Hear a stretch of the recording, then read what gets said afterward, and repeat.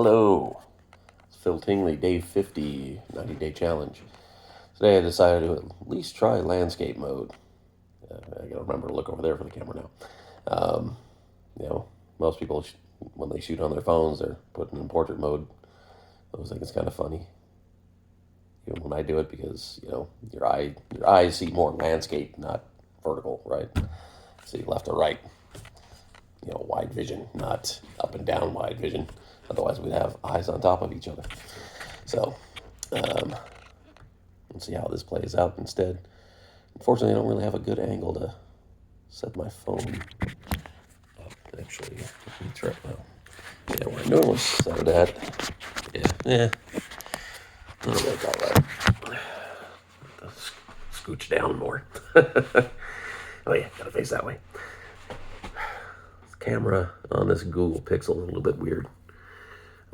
Pretty much always had Samsungs, and they're always right in the middle. This one's off to the left side when you're looking at the phone, so it kind of puts the angle of where you're trying to be at a little bit weird. I'll hold it up a little bit because where I normally set my phone at doesn't exactly work well for landscape mode. I think I should flip. Next time I'll flip. I don't want to do it in the middle of the video because it probably won't flip over 180 degrees like it's supposed to or should. So I'll just leave it. I may have the camera on that side. That'll probably work a little bit better than trying to look at the right side. Seems like I'm off the camera more. Technical difficulties. All right, so just kind of keep it a little bit more light this time. After got a little bit more emotional, heavy type stuff in the last few days. So lighten it up a little bit. Nothing really stupendous happened today. We just had had to drive up to Utah again for a little bit of work there at our St. George building. Did take one of our newer techs along with us. He mainly works external customer type stuff, trying to get him to do, get him from a little bit familiar with some internal things. So he got to go up with me. Did some work there for a few hours and headed back. Had a good cheeseburger at Yardley's Steak Burgers and custard. I just found out there's only 2 locations, and only in Arizona. One just happens to be on the I-15 right by the Arizona Nevada border. And I do recommend them. They're pretty good. Much better than Burger King, Wendy's, normal fast food type burger place. I believe all their beef comes from their ranch. There's a Yardley Ranch where you can, it's advertised in the restaurant, which is at a gas station. So, most people say, don't do gas station food. It's a restaurant at a gas station. Fast food type restaurant, but they're good. And you can order, I think, not from the restaurant itself directly, but from the Yardley's website. From the ranch itself, you can order I think a 1/16 of a cow, of a steer, however you want to call it, all the way up to a full steer, full cow. I think it was around 3,000 for the full cow, but you get everything. I'm pretty sure it's I don't remember how much weight it is total that you get, but I hope that includes shipping. If not, that's a lot of shipping on top of the $3,000 or so. But that's interesting. I figured somebody was going to be doing that. I know there was a few companies, Moink, family-owned type farms, ranches, and things like that instead of going through the normal food market, you can order directly from them, so you have more fresh, more natural type foods.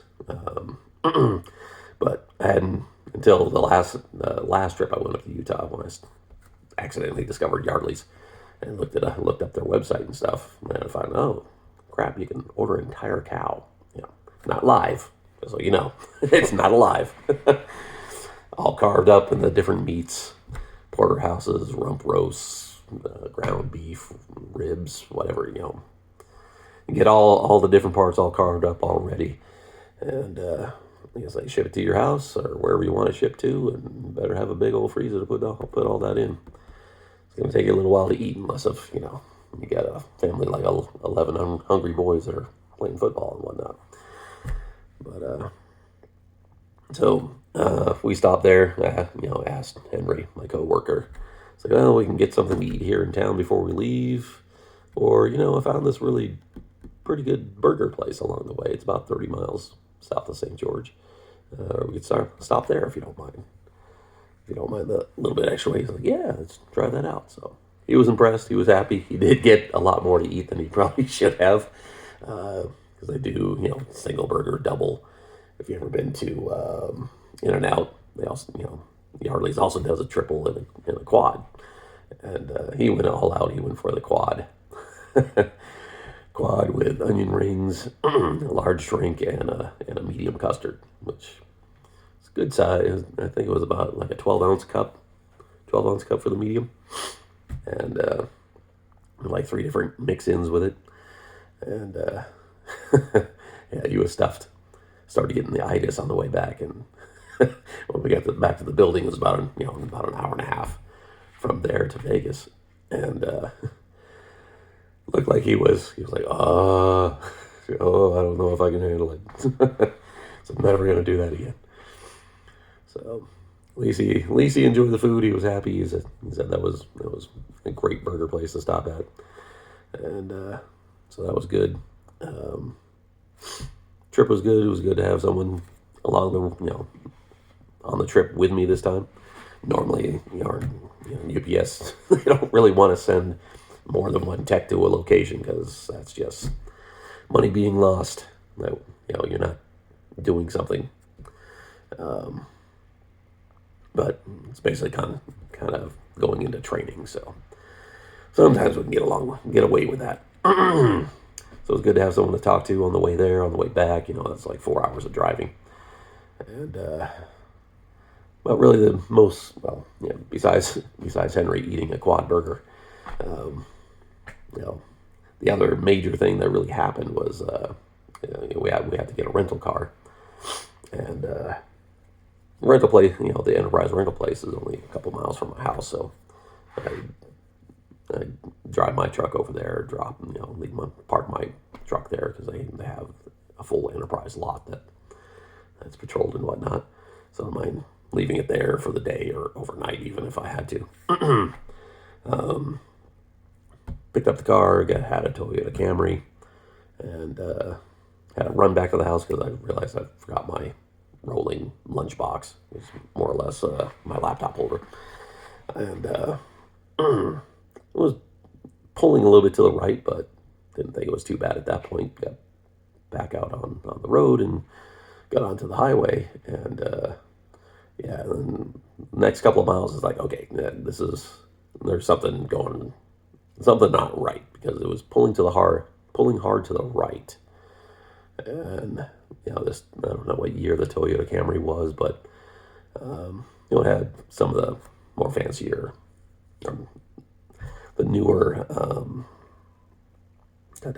why can't I think of the right name now? I did a little paper for this in college just a couple of years ago, actually. Some of the newer technology for smart cars, So it has the radar for the cruise control, so it automatically will slow you down, so you don't have to press cancel and all that.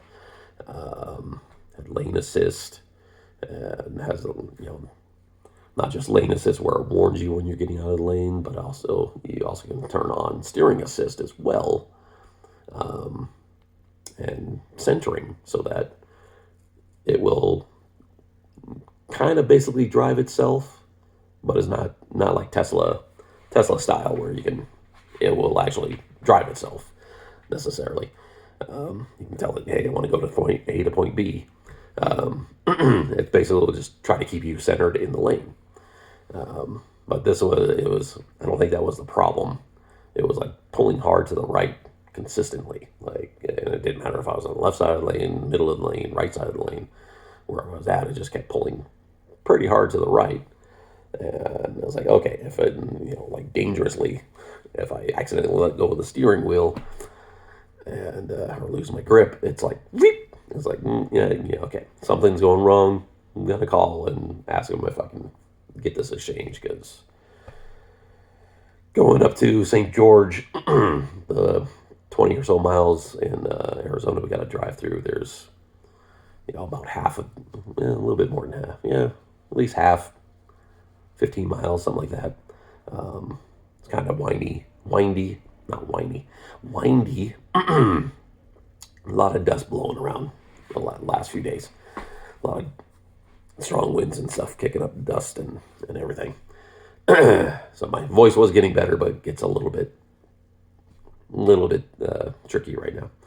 And anyway, something going on with the wheel, having to go through those winding turns through a canyon and crap. I was like, nope, I'm not gonna take that risk.